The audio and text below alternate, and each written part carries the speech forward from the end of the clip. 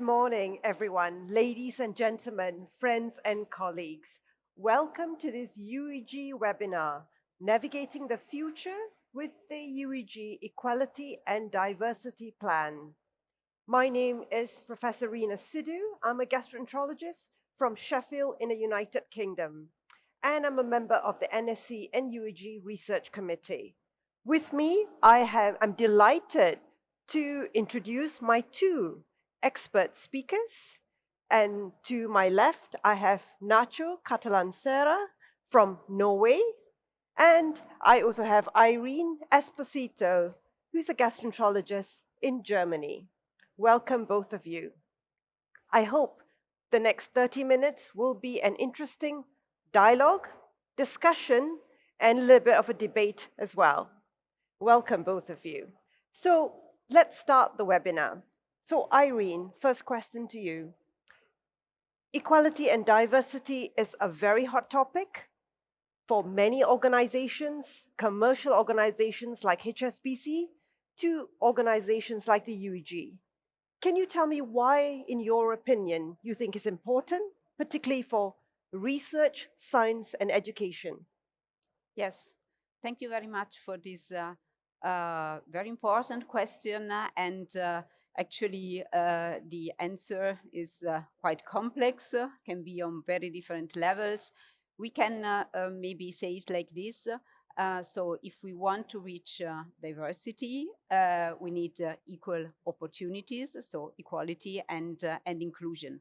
And in focusing on science and research, I think, and we think that diversity is the clue for problem solving. So if you have in research a topic, an issue, something that you want to address, the more diverse is the team, the higher are the chances to have a good solution for this and a good plan for this.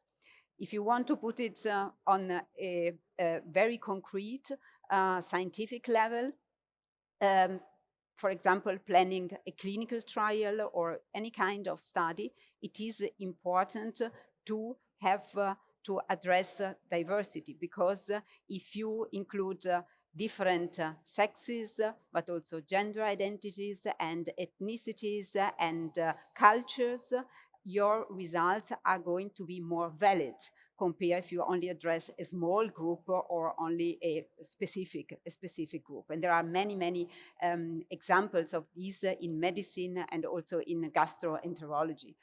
From the educational point of view, well, I think that education is the key to probably solve this issue or improve it and improve our awareness if you start very early on to educate to the issues of inclusion and equality and diversity. Thank you, Irene. Nacho, could I ask you for your male perspective of why equality and diversity is important? Yeah, I think, like you said, it's a hot topic and it might be banalized in a way. But the deeper you get into it, the more important you see it is. I think we are working for a big umbrella organization. So I think we have 17 societies. We have 49 national members. So it's by itself a diverse organization. So it's always challenging to navigate that. So. I think it's very important to have diversity. Of course, we always talk about including women, different nationalities, different cultural backgrounds. But as Irene said, I think it's as important to have diversity of thought, diversity of perspective, diversity of background. There are different ways that your upbringing, your culture makes you see things. So if we want to be innovative, and I think we do, we want to be creative, we want to be innovative, we need to implement that, and because that is something that gives richness to the organization.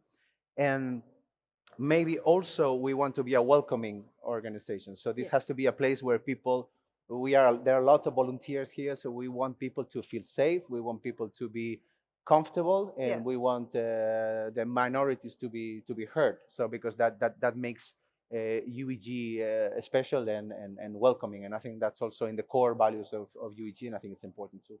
Thank you, Nacho. I definitely think UEG, really stands out there as being as a welcoming organization to everybody, Eastern, Western Europe, everywhere. So one of the proposals of the Equality and Diversity Plan is to have innovative working time models. So Nacho, you work in Norway. Could you give us the Scandinavian perspective on what that would look like or your experience on it? Yeah, I mean, I can compare. I've worked in Spain and also shortly in Germany and also in Scandinavia. And I think it's very important to implement models that are doable. I think we have problems with natality everywhere in Europe and problems especially for women and in putting together a nice work life balance, especially with family. So yeah, I mean, I have to say that the Scandinavians are top of the notch. We have very well organized maternity leaves, advantages with flexibility for women to come back to work, for example, and also for men. It's also interesting. And maybe the main difference is that this is very respected. It's a very cultural embedded thing, and we for example, the time we work is very established, so we all come together so we can pick up our kids, and everything is kind of organized around the family, and it makes very easy to organize these work life families. While in other countries there are more longing hours, maybe more commuting is also a big problem, I think, for people. So I don't know about the solution for that, but maybe Scandinavia could be an example. Maybe the home working possibilities we had in COVID we could take advantage of that too. But yeah, I think there's definitely a way to go. Some really good pointers there. And yeah, people underestimate the impact of commuting on your life really and job. So Irene, if I could also ask you, so in terms of managing the work-life balance, do you think this innovative working time models can be implemented across Europe, such as the European Working Time Directive? Would that work?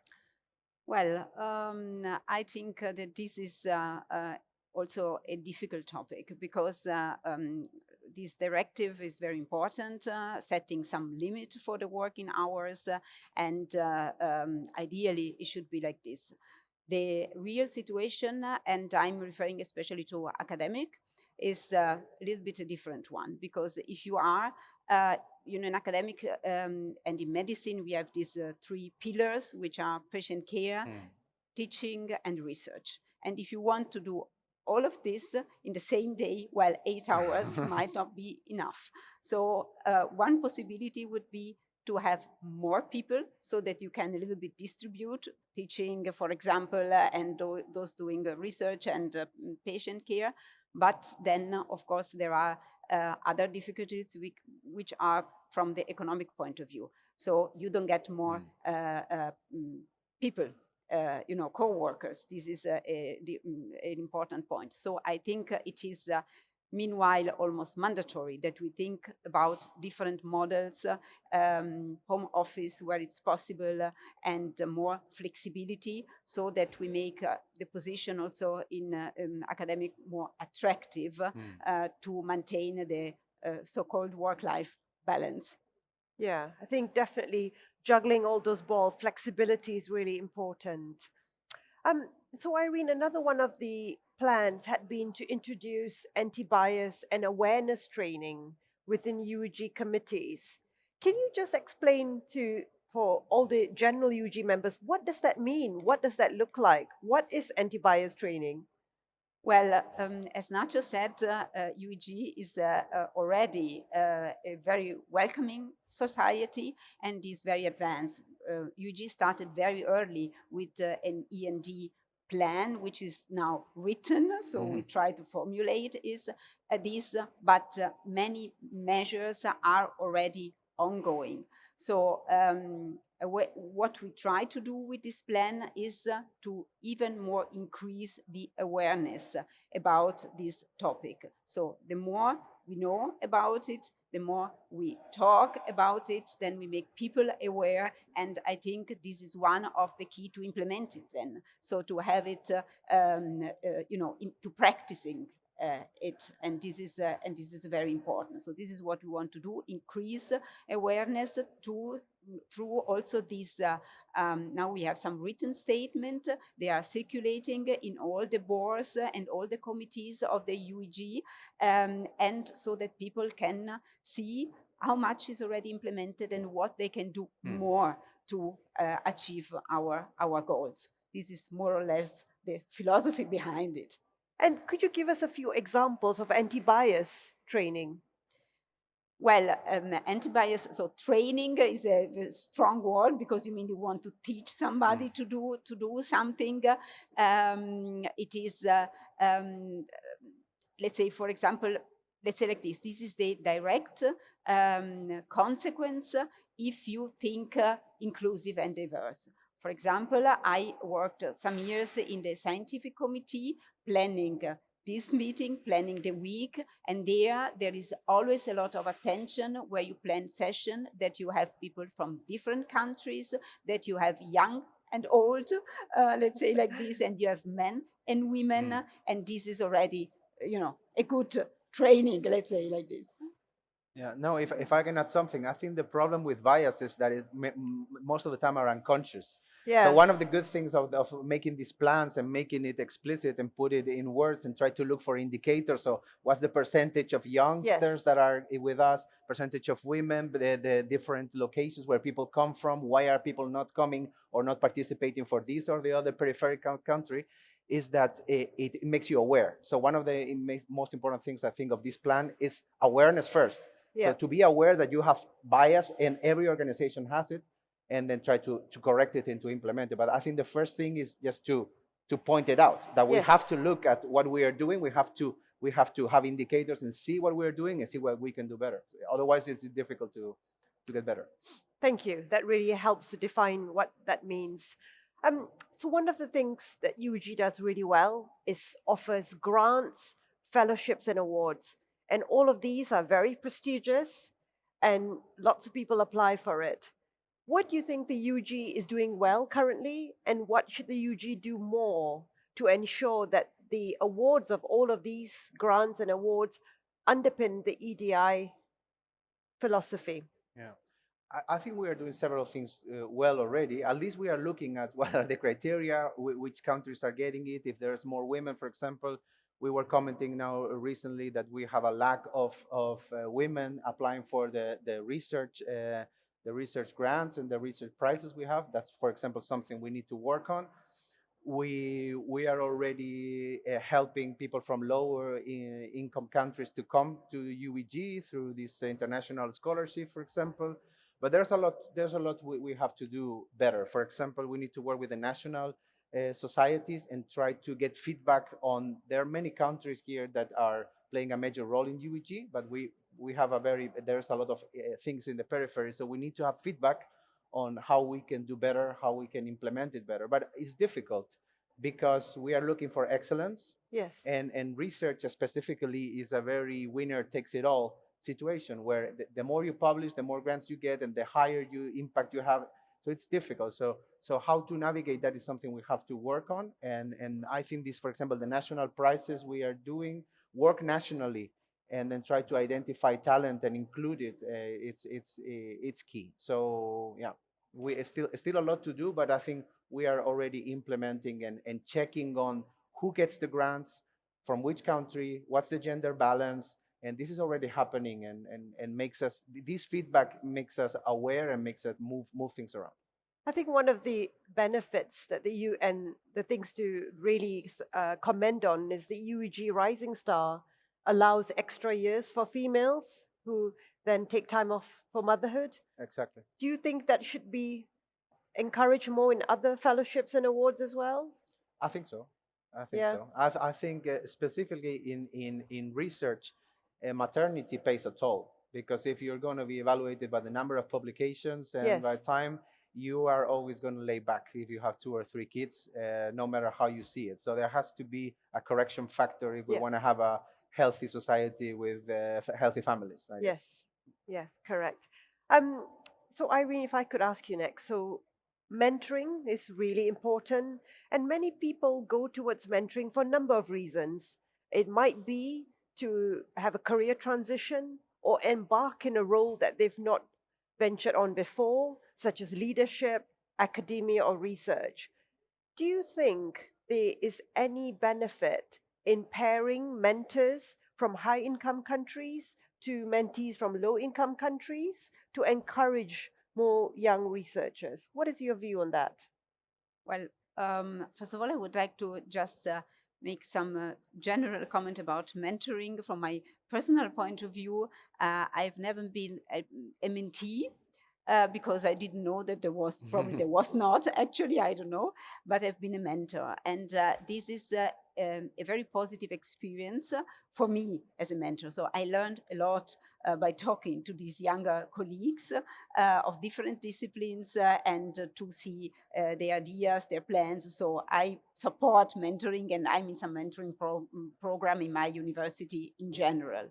Now, coming to your question, so low income countries, I think this can be very relevant because low people from low income countries might have or have actually maybe less opportunities due to economical, but also to maybe political reason.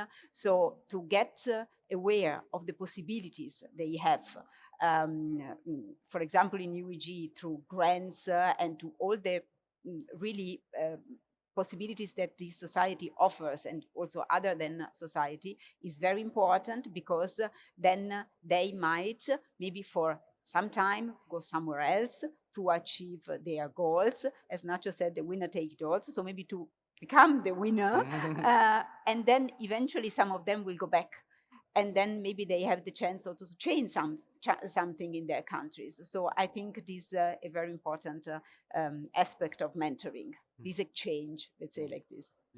Anacha, could I ask you, what is your thoughts on mentoring and in a male perspective? And does gender play a role at all? Is it important in the mentor and mentor relationship? Your personal view? I'm not sure if it plays a main role, the gender issue, but what I'm depending on the culture, probably. Depending, because we try to see things from the center of Europe and the south of Europe, the big countries, but I don't know about the north of Africa, for example, that are it's part of UEG, and other places it might be more challenging.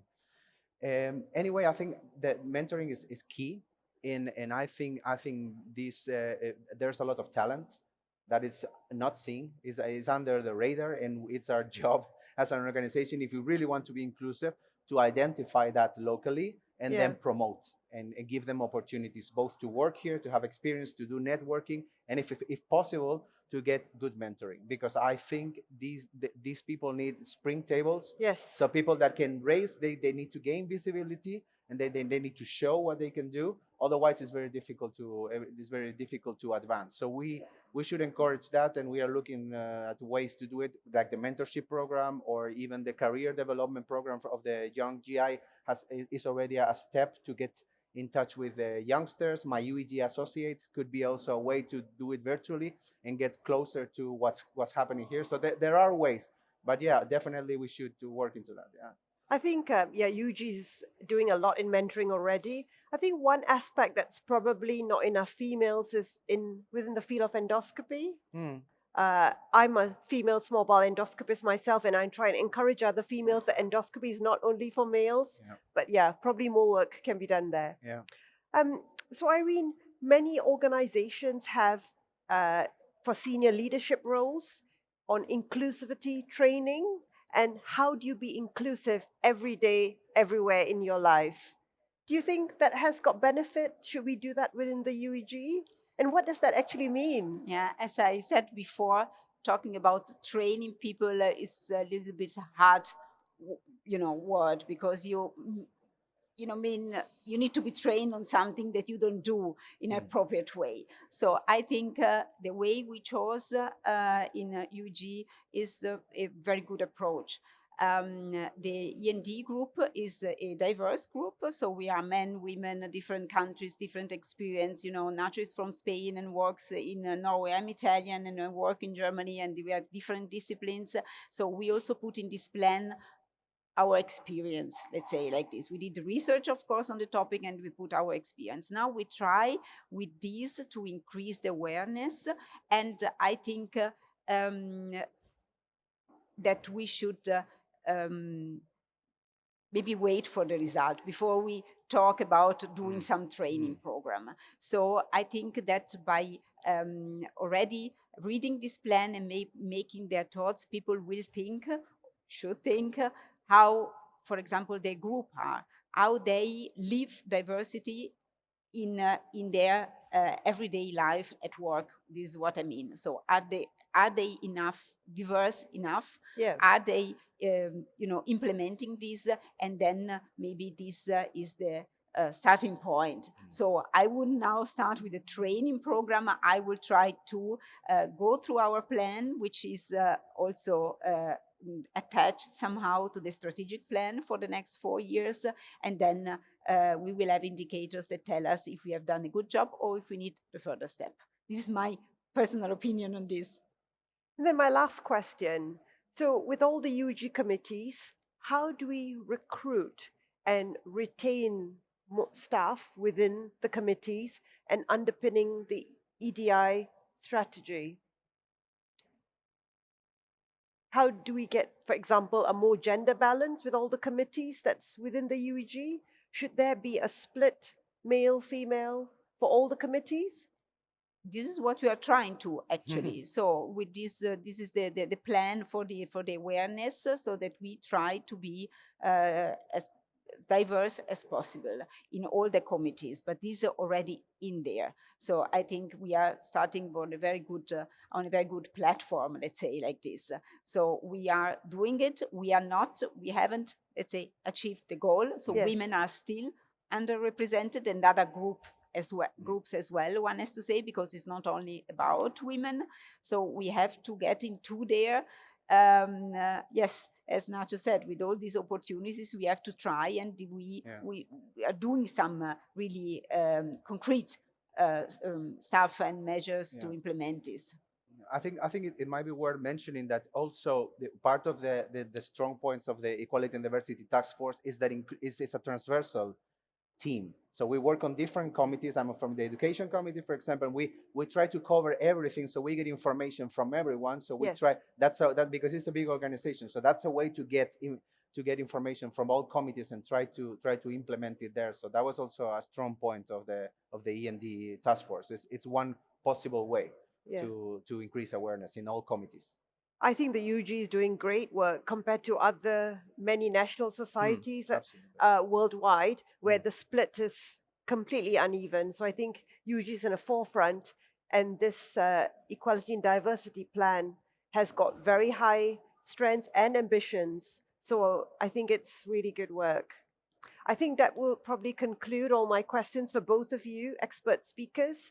I would encourage all the listeners to have a read on the UEG Equality and Diversity Plan, which is in the UEG Journal.